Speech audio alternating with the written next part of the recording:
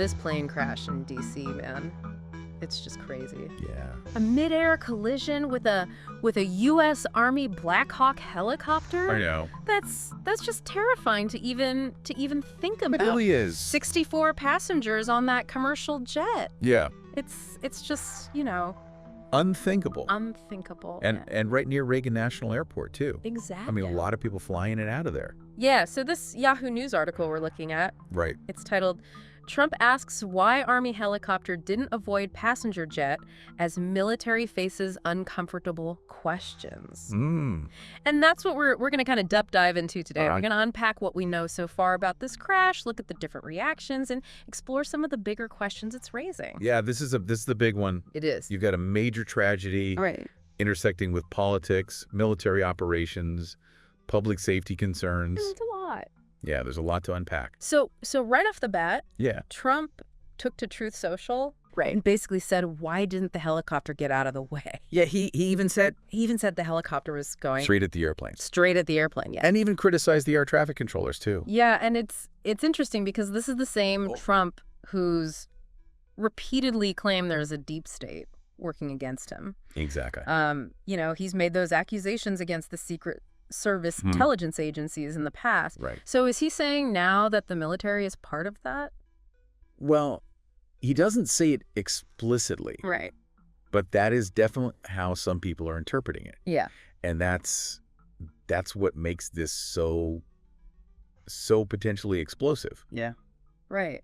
I mean, if he's really suggesting that the military is deliberately undermining him, Yeah. that could really escalate tensions between the White House and the armed forces. Which is not good. Not a good thought at all. Yeah. Yeah. And it's not just his opinion, right? He's still the commander-in-chief. His words carry a lot of weight. A lot of weight. So we're already seeing a response from the Pentagon. Yeah. Defense Secretary Pete Hegseth has confirmed they're launching a full investigation. Right. And he stressed that the Black Hawk was on a training flight at the time. Right, a training flight. So when you hear training flight, Yeah. you might picture student pilots, right? Right. But it's actually much broader than that. Yeah, it could involve very experienced pilots Okay. practicing specific maneuvers, testing new equipment, or even simulating combat scenarios. So we don't really know. Right. We don't know yet what this particular training flight involved. Right. That's one of the things investigators will be looking into. Okay, so there's another layer to this too. There is, yeah. There's been a lot of research lately highlighting this rise of extremism within the U.S. military. Right. With veterans committing crimes linked to extremist ideologies. Exactly. And that research was pretty disturbing. It is.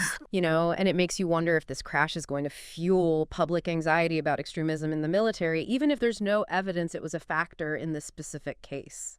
It's definitely possible. Yeah. I mean, you remember that Tesla Cybertruck explosion outside Trump International Hotel last year in Vegas? Right. And then the vehicle attack in New Orleans? Yeah. Both involved veterans who were later linked to extremist groups. Yeah, it's a scary trend. And what's really striking to me is that Hegseth actually downplayed these concerns about extremism during his confirmation hearing. He did, yeah. He called it fake. Fake, yeah, and accused the Pentagon of overreacting. Right. So you have this clash of narratives forming. You do. You have Trump suggesting this possible deep state conspiracy within the military. Right. You've got Hegseth dismissing concerns about extremism. Yeah. And then you have the public who's reading these, alarming statistics, and now they're seeing this horrific crash. So it makes you wonder, how much will this crash impact public trust in the military as an institution? Will people demand more scrutiny, or will Hegseth's reassurances be enough to calm things down? It's hard to say. Yeah, it's definitely. It's one of the big unknowns. Yeah. And to really understand what happened in those final moments before the crash, right, we need to look at the air traffic control side of things. Yeah, because you know what really sent chills down my spine? What's that? Those recordings. Oh, yeah? From the air traffic control tower. You can literally hear the controller instructing the helicopter pilot trying to prevent this collision. Yeah, those recordings are crucial to the investigation. I mean, they provide a minute-by-minute account of what happened. Right. And there's this one moment that's particularly concerning where the helicopter pilot acknowledges seeing the plane, Right. but then requests something called visual separation. Okay, so I'm not a pilot. Right. What does visual separation actually mean? Well, basically it means the pilot is relying on their own eyesight to maintain a safe distance from other aircraft. So rather than relying on instruments or air traffic control guidance. Got it. It's used in certain situations, but it's definitely riskier. Okay, so in this crowded airspace around Reagan National, this pilot chose to rely on just his vision? It seems that way, yeah. That sounds incredibly dangerous. It does. Especially considering the airport's track record with near misses. Yeah. There were 8 near collisions there last year. 8. Yeah. I mean, that's alarming. A lot of people don't realize that Reagan National is one of the busiest airports in the country. Wow. And the airspace around it it's extremely complex. Right. There are very strict flight paths, lots of air traffic, very little room for error. So even with experienced pilots and air traffic controllers, the margin for error is razor thin, It's razor thin, And this crash is tragically highlighting how high the stakes are when those systems fail.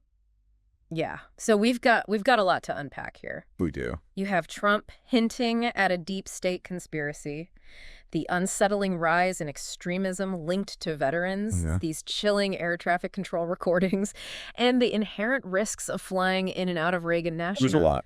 It's a lot, yeah. A lot to process. Yeah, we'll be diving deeper into all of that in just a bit, right after a quick break. Sounds good. You know, it's easy to get caught up in all the technical details and the political back and forth and all that. Noise, yeah. But we can't forget that there are real people at the heart of this tragedy. 64 passengers on that plane, the crew, the military personnel on the helicopter. Yeah.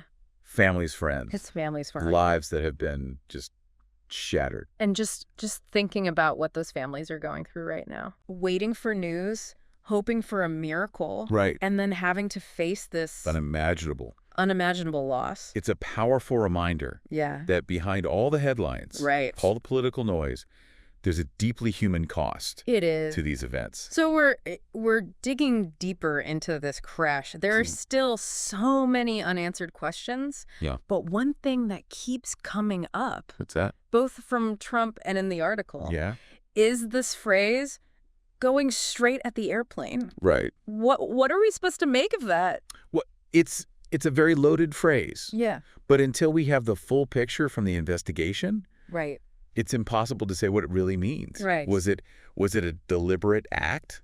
Yeah. Was it a miscalculation? Mechanical issue? A mechanical issue? Yeah, we just don't know yet. So that's where those air traffic control recordings becomes... They're a vital piece of evidence. Yeah. They can help investigators reconstruct the timeline, understand the communications between the pilots and the tower, and hopefully shed some light on what went wrong. And I remember the article mentioned that the helicopter pilot specifically requested visual separation. Right. You explained what that means a little earlier. I did. But can you kind of walk us through why a pilot would choose that in this situation? Sometimes air traffic controllers will direct pilots to use visual separation. Okay. If they have a clear line of sight to each other and there's enough space to maneuver safely, it can be a more efficient way to manage traffic, especially in less congested airspace. Reagan National is not exactly known for wide open spaces. No, it's not. That's what makes this decision so puzzling. Right. The airspace around Reagan is notoriously complex. Yeah. Lots of planes coming and going. So it seems like an odd choice. It does. To rely on visual separation in such a busy environment. Especially considering the airport's track record with near misses. Exactly, yeah. 8 near collisions last year alone. It makes you wonder if this crash was almost inevitable. Yeah, it's a scary thought. Reagan National's location, right in the heart of a densely populated area, adds to the complexity. Yeah. There are specific flight paths, altitude restrictions in place to avoid flying over sensitive areas. I see. Like the White House and the Capitol building. Right. So even with all the technology, the safety protocols in place, the margin for error is still frighteningly small. It is. This crash is a stark reminder of just how vulnerable we are when those systems break down, even if it's just for a split second. And then you have the political dimension. Of all of this, Trump's accusations about the helicopter going straight at the airplane. Right. I mean, those are pretty inflammatory. They are. Is he really suggesting that the pilot did this intentionally? It's hard to say for sure what he meant. It could be that he's simply expressing his shock and disbelief. Or it could be that he's deliberately trying to stoke suspicion and distrust in the military. Which, Right. given his past claims about a deep state working against him, Yes. there's certainly a possibility. It is. But we need to be careful not to jump to conclusions. We need to let the investigators do their job. Exactly. Determine what really happened. And what about the concerns about extremism within the military? Yeah. Do you think this crash is going to intensify those concerns? This crash has put the military under intense scrutiny. Right. Any potential connection to extremism is going to be magnified. Especially with Hegseth. Especially with his previous statements downplaying the issue. Yeah, it almost feels like he's created a situation might have. where people are going to be extra suspicious of anything the military says now. He's definitely in a tough spot. He needs to assure the public that the investigation will be thorough and transparent. Right. But his past comments might make it harder for people to trust him. So it's a real dilemma. It is. And it really highlights how tangled this whole situation is. This is complex. We've got the crash itself, the potential loss of life, right? The political implications, the safety concerns, and now this added layer of scrutiny on the military. A lot to unpack. So where do we go from here? Well, we need to keep our eye on the investigation. Okay. What will the NTSB uncover? Right. Will they find any evidence of pilot error, mechanical failure, problems with air traffic control, or something else entirely? And what about the political fallout? Yes. Will Trump continue to push this narrative of a deep state conspiracy? Yeah. Or will he kind of back down as more information comes to light? That's another big question mark. And then there's the issue of extremism within the military. Yeah. Will this crash lead to a more in-depth examination of that problem? It's possible. Will we see policy changes? Yeah. Or a shift in how the military addresses extremism? Those are all valid questions. Yeah. And the answers depend on a lot of factors. Yeah. The outcome of the investigation, the political climate, public response. This crash has really exposed some serious vulnerabilities. It has. In our systems. Both in terms of aviation safety and the potential for extremism. It's a reminder that we need to be vigilant. Absolutely. We need to hold our leaders accountable. We do. And we need to demand answers. We need answers. When things go wrong. This is about more than just one plane crash. Yeah. This is about the safety and security of our country. It is. And it's about ensuring that tragedies like this never happen again. So I think the message here for everyone listening is stay informed, stay engaged. Stay engaged. And don't be afraid to ask those tough questions. Ask those tough questions. Absolutely. We've covered a lot of ground in this deep dive. We have. We've talked about the crash itself, the political implications, safety concerns, the broader questions this is raising about the military and air travel. Yeah. What do you think are some of the key takeaways for our listeners today? I think the biggest takeaway is that this story's not over. Right. There's still so much we don't know. Yeah. The investigation is ongoing. The political fallout's just beginning. So what should our listeners be paying attention to as this story continues to develop? Keep a close eye on the investigation. Okay. What will the NTSB conclude about the cause of the crash? Will they recommend any changes to safety protocols or air traffic control procedures? Okay, and what about Trump's accusations? Right. Will he continue to suggest that the military was somehow involved? Yeah. Or will he back down as more information comes to light? And then there's the issue of extremism within the military. Will this crash lead to more scrutiny of that problem? It could. Will we see changes in how the military screens recruits? Yeah. Addresses extremism within its ranks? Well, I see. It's clear that this crash has exposed some serious vulnerabilities in our systems. It has. Both in terms of aviation safety and in terms of the potential for extremism to infiltrate our institution. We need to be vigilant. Yes. Hold our leaders accountable. Yeah. And demand answers when things go wrong. So as we wrap up this deep dive, Yeah. I think it's worth leaving our listeners with this thought. Okay. How will this crash shape our future? Will it be a wake-up call that leads to meaningful change? Yeah. Or will it fade from memory as just another tragic headline? That's the question.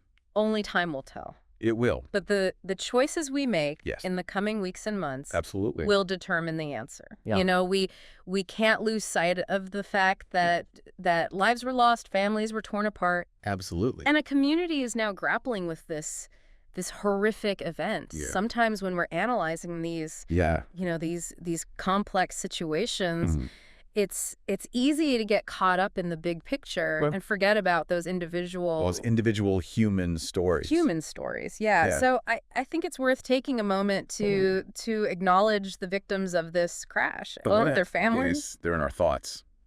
You know, this isn't just a news story. It's a tragedy that's deeply affected real people's lives. It is. And as we kind of move forward, I think it's important to approach this story with sensitivity and respect for everyone involved. I agree. So we've covered a lot of ground in this deep dive. We have. We've talked about the crash itself, the political implications, the safety concerns, the broader questions that it's raising about the military and air travel. It's a lot. What do you think are the key takeaways for our listeners? Well, I think the biggest one is that this story is far from over. Right. There's still so much we don't know. Yeah. The investigation is ongoing, and the political fallout is really just beginning to unfold. So what should our listeners be paying attention to as this story continues to develop? Well, first, keep a close eye on that investigation. Okay. What will the NTSB conclude about the cause of the crash? Right. Will they recommend any changes to safety protocols, air traffic control procedures? And what about Trump's accusations? Right. Will he continue to suggest that the military was somehow involved in this crash? Or will he back down as more information comes to light? That's a big question mark. Yeah, his rhetoric has the potential to further divide the country. It does. And erode trust in our institutions. Absolutely. And then there's the issue of extremism within the military. Right. Will this crash lead to more scrutiny of that problem? Will we see changes in how the military screens recruits or addresses extremism within its ranks? These are all valid questions, and the answers will depend on how this story unfolds and how our leaders choose to respond. I think it's clear that this crash has exposed some serious vulnerabilities in our systems, both in terms of aviation safety and in terms of the potential for extremism to infiltrate our institutions. We need to be vigilant. We do. Hold our leaders accountable and demand answers when things go wrong. So for everyone listening, I think the message here is stay informed. Yeah. Stay engaged. Absolutely. And don't be afraid to ask those tough questions. Ask those tough questions. Because ultimately, this is about more than just one plane crash. It is. It's about the safety and security of our country. And it's about making sure that tragedies like this don't happen again. Well said. And as we wrap up this deep dive, I think it's worth leaving our listeners with this one thought. Okay. How will this crash shape our future?